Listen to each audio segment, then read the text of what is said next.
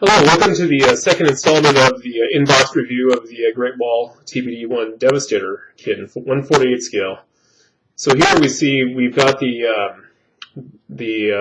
rudder of the Devastator. So we've got some fabric detail on the rudder parts themselves. Notice too that all the panel lines are recessed on the fuselage, and above we've got the 500-pound dumb bombs with the incendiaries as well.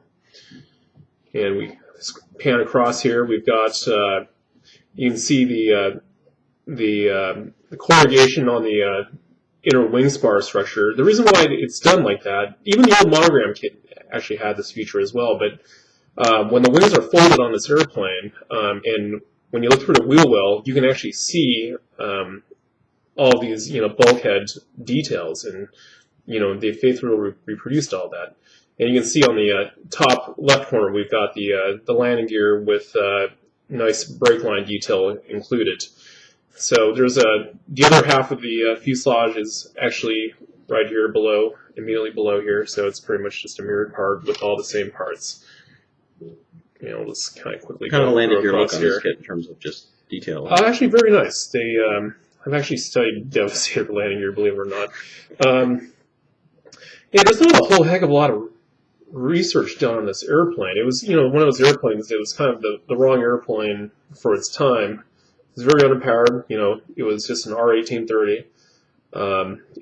Had a 30 caliber in the tail and went up in the nose, and that was about it. Very slow. It was just, it was an airplane that was made in the 30s. Yeah, right. So let's move on to the next sprue here. Maybe. So here we've got the lower wing. You can see the wing corrugations. Notice that the flaps are separate. Here's the cutout. So we've got the cutout for the torpedo. Although this version isn't configured for a torpedo, it's configured for the bombs. And see all the nice corrugation detail. That's the thing about the Devastator. It's very characteristic of its airplane was pretty much these 30s style wing corrugations. So down here we've got the outer wing panel, and here's moving on. These are just the other halves. You can see that they're hinged. Didn't have a huge wingspan, did it? No, actually it did. I mean, not as big as like the Avenger or anything like that. Right. Notice too that the ailerons are actually separate pieces. The old monogram kit, it was all one piece. And here's the lower wing. We've got some fine gas cap detail that's recessed. Having not built the model yet, we can look. The hardest part about building this whole kit is going to be the leading edges, getting everything sanded around the wing corrugation detail. I built an old monogram kit years ago, and I used really fine stretch sprue and recreate everything because sanding it was just really hard to maintain that detail. But they've done a good job of kind of thickening the ribs on this to make it where it compensates for the sanding. So it looks like it's going to fit together fairly well. Let's move on to the next tree. I'm not sure which is the front facing. Yeah, this is the front facing. Yeah, so here we've got the cockpit. So you can actually see it's got the floor. It actually has a floorless cockpit. There's the front area. Here's the back area. Here's the separate ailerons that are pinned. That's some nice detail in there. Yeah, really good fabric detail. And we've got the back headrest bulkhead area, front panel. I think that's the cover plate for the bomber version. That's down here? No, it's actually this part right here. Okay. Because if you had the torpedo, it would have that recessed area for the torpedo to fit inside. And we should point out they did release an earlier. Yeah, there's also a midway version as well with the actual torpedo, the Mark 13 torpedo. Here's the wing fold area, which is actually really interesting. They molded it with you see the ovals there. They're actually closed. A lot of the photos I've seen, they're actually open. So if you want to, I guess you could drill those out. But I have yet to be able to find really good full detail of what a Devastator wheel well is supposed to look like on the inside. I've tried and tried, and I haven't been able to find anything. And then here's the upper deck. That's where the gunner area is. And then here's the elevator. You can see the corrugation on there. And this is these parts are actually in two halves. So here's the upper part. So you do have to glue the halves together. So that means you gotta sand around those corrugations. Mm-hmm. Yeah, be careful. Because I think that was one thing on the monogram kit. It was actually a one-piece elevator. But the separation between the elevator itself, and the stab is a lot better, as far as the relief, and that's probably one of the reasons why they actually molded it separately. That's what I'm suspecting.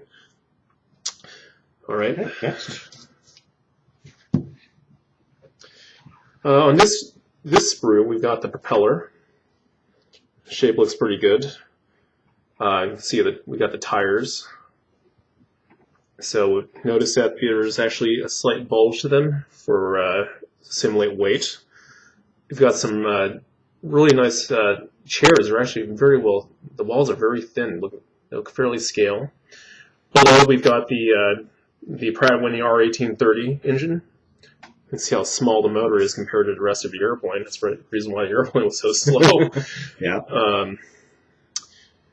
And then we've got the what is that part over there? I can't tell what that is. I think that's part of the engine harness. Right. We've got the tail hook. Here's the rest of the ignition wires, the exhaust. We've got radio parts. It's front console. Here's the. Now the more landing gear. Yeah, I was just going to say that. Different maybe than. Why is there a different landing gear on this? I just noticed that. Maybe one's compressed and the other one's not compressed. I'm wondering if that's what it is. It's the old one. It is. That's what the difference Was is. it the first one? So yeah, Great Wall gives you actually two versions of landing gear. One with a load and one without a loadout. So if you don't have any weapons on it, I suppose you could rotate the tires up if you were worrying about the bulge. Well, actually, how would you do that? you won. Yeah, I was going to say, so there's really not. Well, I mean, if you Unless you had to. I don't think there are provisions to build this with gear up. But if you did, you could just stick the tire inside with the bulge. Also, the load it would still be sitting on the ground. It's still going to be sitting on the ground. It's still going to have. Down, You'll still have a little bit of a bulge. Right. Here we can see the single 30 caliber that the aircraft was armed with. Also, there's the dive scope for the pilot for dive bombing or torpedoing. We've got cowl flaps, open and closed configuration. I wonder what the parts there that are not there anymore, the 34. It might have been the torpedo. I don't know, maybe it was a torpedo from the other variant. So yeah, here's a bunch of other miscellaneous parts. Radio DF loops. I don't know what those other parts are for. That looks like the back of the chair. We got a throttle quadrant. But yeah, overall, very, very clean moldings, very crisp. And here's the exhaust ring. Let's move on to the next part. We're going to go to the cowl. Okay, go ahead. Here's the single-piece molded cowl. Do you want to bring it in closer? I can change focus. Closer? If you want to. Okay. Yeah, you can see it's a very clean casting. And you can see the single hole for the 30 caliber. Very nice. Yeah, beautiful, beautiful piece of molding here. And next we've got a really nice set of Photoetch. A lot of good pieces on here. I think those are all cockpit parts. The corrugation that those fold down, those go into the floor. The seat belts on the left. Yeah, seat belts gives you correct style seat belts as well. And shoulder harness. Yeah.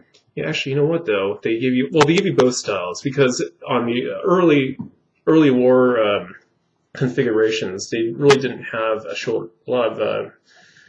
I know on the Donaldsons they weren't running shoulder belts. They were just running the large style lap belts, in which it looks like they have there. You can see it on the topmost belts. Right. Those are the earlier style belts.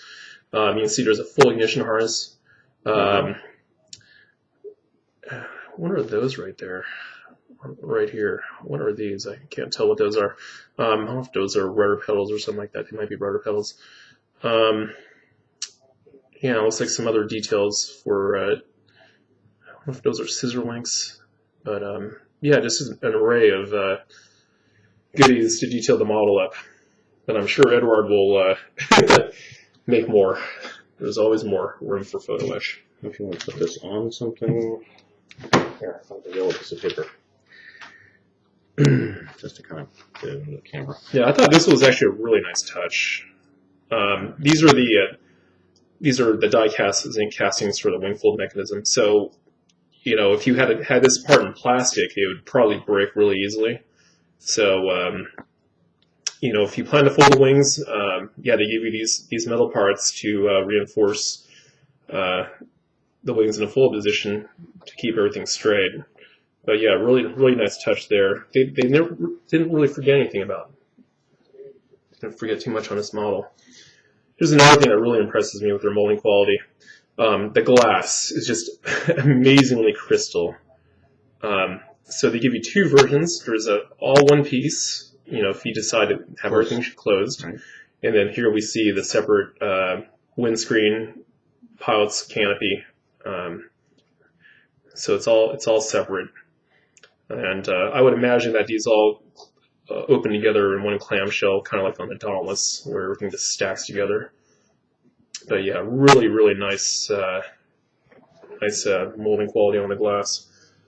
And the cover glass, we've got these window masks that are already pre-cut and included. Because yeah, this is definitely an airplane you definitely want to have pre-cut masks.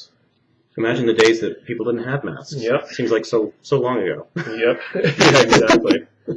But yeah, we're so spoiled in this day and age with all this great technology. Almost going kind of through a renaissance in model making.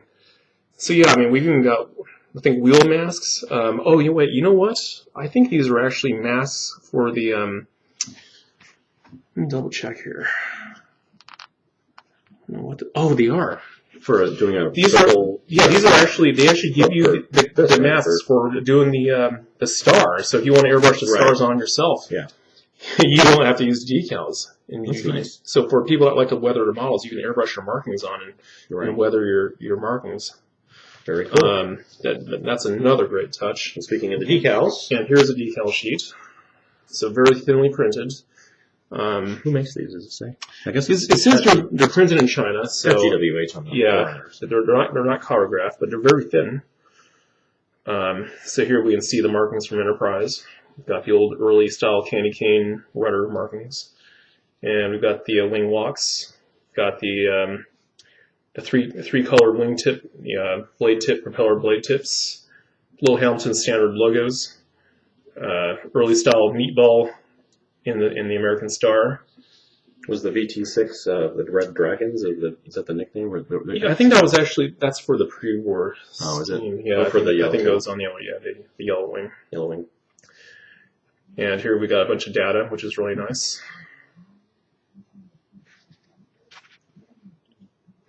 Very nice. So yeah, never used these decals. I haven't built a Great Wall kit yet, but this will probably be the first one I'll build.